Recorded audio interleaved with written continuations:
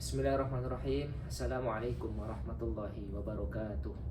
Perkenalkan, nama saya Ahmad Hikam. Saya berasal dari daerah Demak, Jawa Tengah.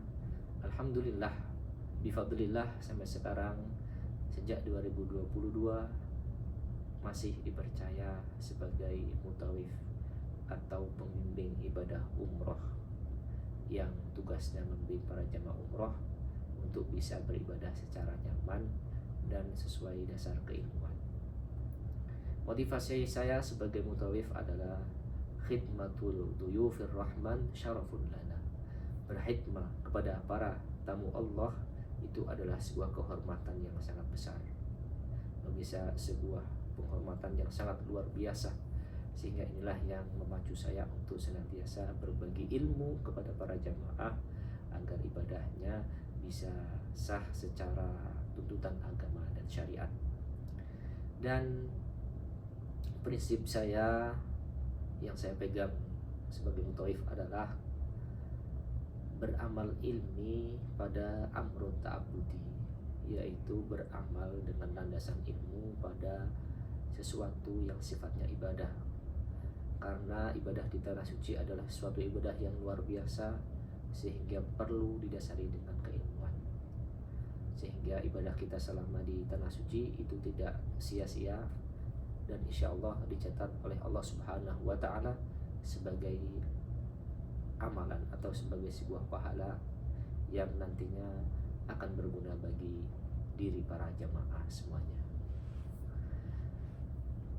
Bapak Ibu jamaah yang dimuliakan oleh Allah Subhanahu wa Ta'ala, di antara rukun umroh itu ada yang namanya tawaf. Tawaf itu seperti as-shalah. At-tawafu kas-shalah illa annahu jaza at-tahadduts fihi. Tawaf itu seperti sholat sih, kecuali satu perbedaannya, yaitu tawaf masih bisa diperbolehkan untuk mengobrol.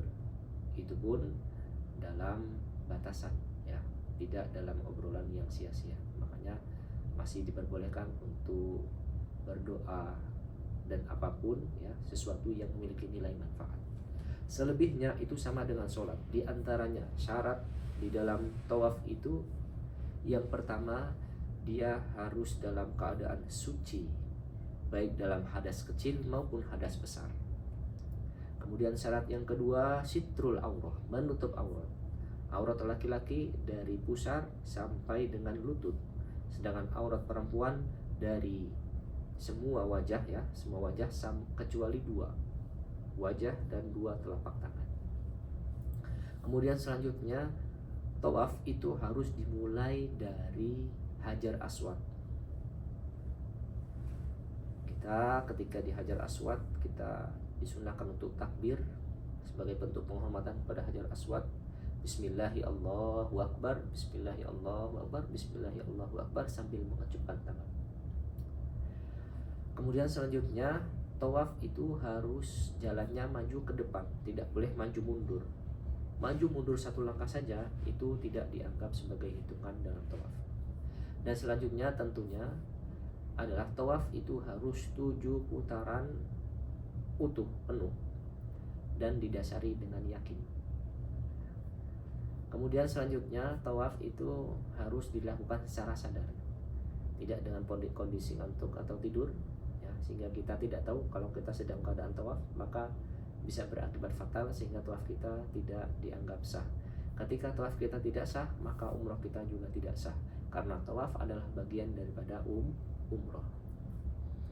Itu Bapak Ibu semuanya, para tamu Allah, para duyufur rahman yang Allah muliakan, ketika kita ziarah ke Madinah, kita ada agenda khusus, yaitu pergi ke Masjid Quba. Masjid Quba ini Bapak Ibu semuanya memiliki keistimewaan yang sangat luar biasa. Kunci ketika kita mengunjungi kota suci Madinah agar mendapatkan kesan yang sangat luar biasa itu adalah kita merasakan kehadiran Rasulullah di situ. Wabil khusus di sini kita nanti di Madinah akan mengunjungi salah satu masjid yang pernah disinggahi oleh Rasulullah. Tidak hanya pernah, beliau juga ikut serta membangun masjid ini. Oleh karenanya, mari kita mengetahui beberapa keistimewaan Masjid Quba. Yang pertama adalah masjid ini masjid yang pertama kali dibangun setelah masa kenabian ba'da nubuwah. Ketika beliau resmi dilantik sebagai nabi, Allah memerintahkan kepada Nabiullah Muhammad untuk berhijrah dari kota suci Mekah menuju ke kota Madinah. Ketika sampai di daerah yang namanya Quba, beliau membangun masjid. Sehingga masjid inilah masjid yang pertama kali dibangun di Madinah, atau masjid yang pertama kali dibangun setelah masa kenabian.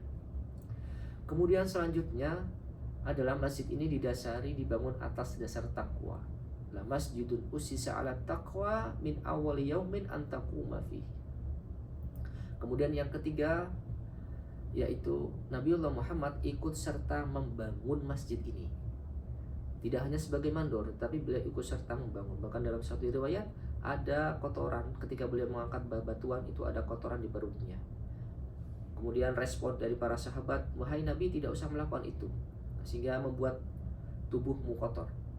Kemudian Nabiullah menjawab, bagaimana? Tidak usah para wahai sahabatku, cukup kalian melihat apa yang saya lakukan, maka lakukanlah. Itu luar biasanya. Kemudian selanjutnya Masjid Quba ini, Bapak Ibu semuanya, itu ketika orang datang ke Masjid Quba kemudian sholat 2 rakaat, maka dia berhak mendapatkan pahala umroh. Man tatahhara fi baitihi thumma shalla thumma ata bi Masjid Quba fa shalla raka'ataini fa kana lahu ajrun ka ajri umroh, maka berhak baginya mendapatkan pahala umroh. Demikianlah keistimewaan-keistimewaan yang bisa kita dapatkan Bapak Ibu ketika kita mengunjungi tempat yang pernah disinggahi oleh kaki mulia Rasulullah, yang pernah dibangun dengan tangan mulia Rasulullah SAW.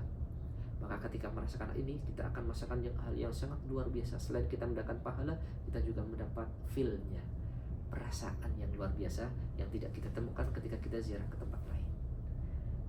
Kemudian ada beberapa masalah teknis lapangan yang perlu kita ketahui selama kita dalam proses menjalankan umroh. Di antaranya ketika jamaah sakit pada saat menjelang tawaf.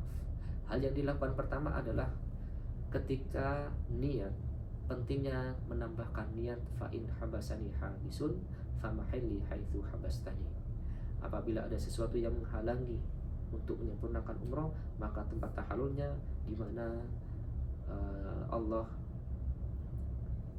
di mana ada sesuatu yang menghalangi tersebut. Nah, sehingga ketika jamaah sakit, kita tenggatkan terlebih dahulu, kita kasih pilihan dia antara ingin menunggu sampai sakit selesai dengan menjelaskan konsekuensinya.